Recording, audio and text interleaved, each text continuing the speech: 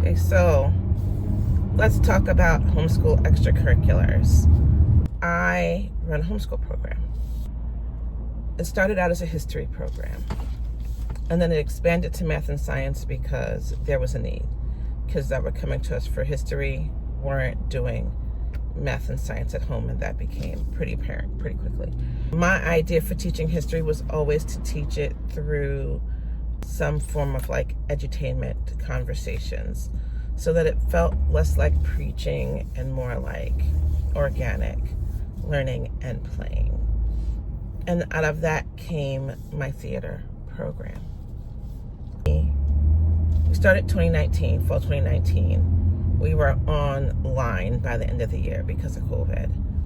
The next year, 2021, the church we had met in previously was still not letting us use the space because of COVID.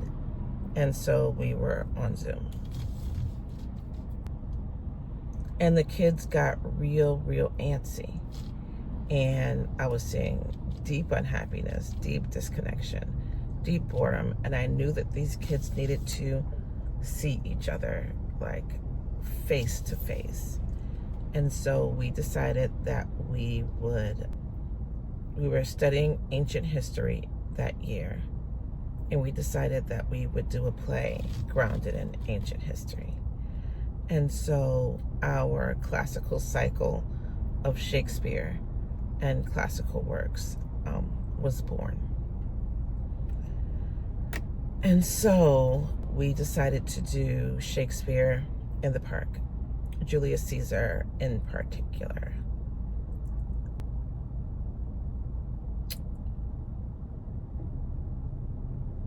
In the park because we were out in the air. And by that point in the pandemic, we were pretty certain that outside transmission was far less. And so we went to the local park, and the kids played like kids, and then we drag them into the gazebo and we'd rehearse, and then go back to the monkey bars and play for a bit, and we'd drag them back to the gazebo and they would rehearse. We started in the fall, late fall, and we prepared for Julius Caesar twice a week in the park. And it was kind of fun and interesting. They learned to project because the times we met were also the times that the park staff were doing their lawn mowing. And so they had to yell over that. And they learned fight choreography because we were able to get a guy who had been fight choreographer for Atlanta, Shakespeare Tavern, he's since retired, to come do fight choreography with us. And we actually got to use his real unsharpened stage swords. And so that was really cool. The next year we did, I think, Hamlet. Yeah. And then the next year we did As You Like It. The next year we were teaching modern history. So we actually did a more modern show, which was Alice in Wonderland. We kind of made it into a musical. And this year we just did Caesar again, but we did it completely differently. But so that's just how we got here, right? And so here's what I've observed in homeschool land. In homeschool land, we like to keep our freedom. I homeschooled my kids for 10 years. I agree wholeheartedly. We like to keep our freedom. We don't want to be beholden to anyone's schedules. And if we need a day off, we need a day off. Right? But for the 6 weeks leading up to a show,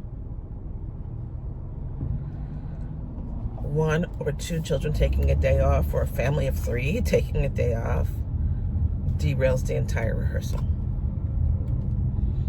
And I need parents who homeschool, who want their kids in extracurriculars, to keep in mind the balance that it creates when you call in sick for a rehearsal with no warning. When you audition, you fill out a conflict sheet. And that conflict sheet is for the next 3 months, right?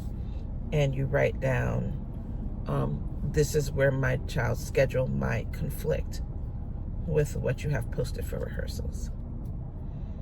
And our stage manager takes those conflict sheets and she plugs them into a spreadsheet. And so she puts all the conflicts into the spreadsheet. And then with that done, and there can be no conflicts the last 2 weeks, there just can't. It's go. We've got to run the show beginning to end. We've got to get that timing down, right? We've got to tweak that acting last minute. We can't have conflicts the last 2 weeks. So if you audition for a show, look at those last 2 weeks and know that you need to be there, right? So she looks at who's going to be there, who's going to be absent, and she decides what is being rehearsed on each day based on who is scheduled to be there and who is out of town or out of pocket because of a conflict. So conflicts aren't the end all be all, but conflicts have to be planned. So if your stage manager has got the schedule together and she knows who's going to be there, she knows what they're going to rehearse based on who's going to be there, we've got great balance. We know that over the course of the rehearsals that everyone's going to get enough time rehearsing their scene. And outside of sick, death, and dying, right? Someone calls in because they need a day off. Now, who is that scene partner going to rehearse with? They're probably going to rehearse with the stage manager. Someone else is probably going to read their line. But they're not going to rehearse with their scene partner who they need to be bouncing off of. Theater is like sports. It's the same.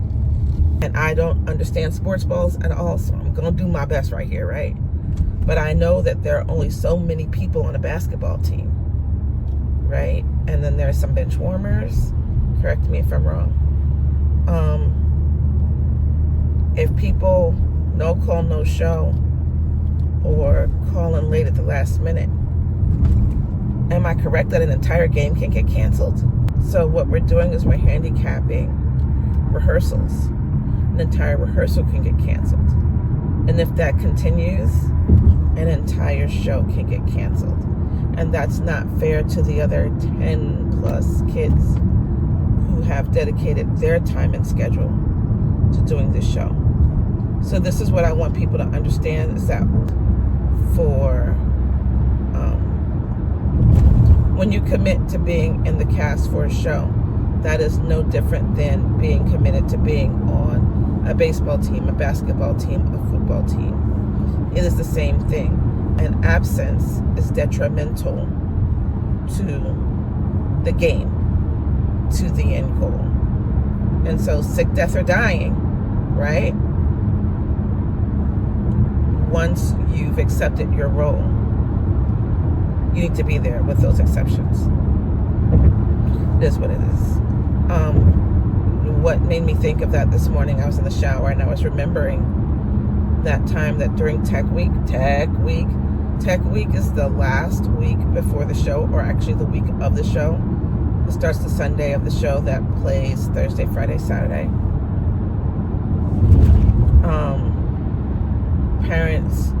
A parent called me and said, my kids have to leave rehearsal at 8 p.m. because we go to bed early. And I was like, but I explained Tech Week to you. And I explained we have to get all the kinks out because now we're in the show space, which we haven't had access to, and rehearsals are going to go wrong. Well, that's fine, but my kids are getting picked up at 8. And the negotiations I had to negotiate to make sure that those kids could be present for most of that rehearsal time that week was ridiculous. And they were athletes.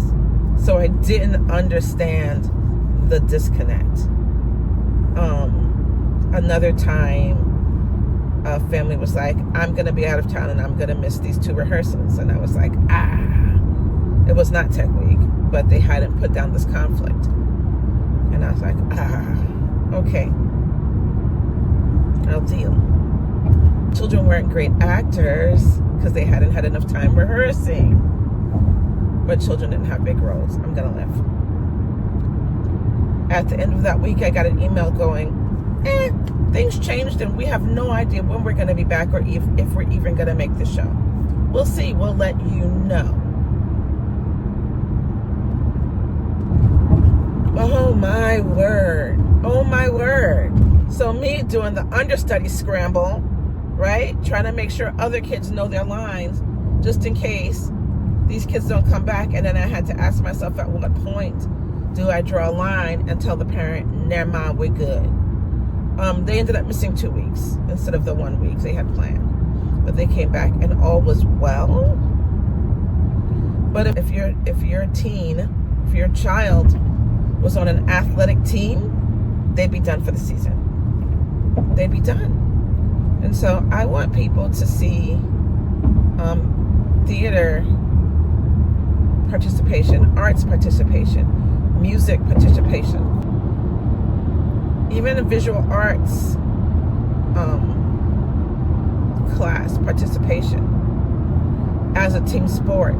When you take a child out of the equation for whatever reason, you weaken the team. You weaken the end result. So I hope you have your talented children audition this year, whether they audition for me in Lawrenceville, Georgia, or whether they audition for whoever your local community theater or homeschool theater troupe is. But keep in mind that this is a team sport. If your child is an athlete, don't have them audition for a show that runs the same time as their season.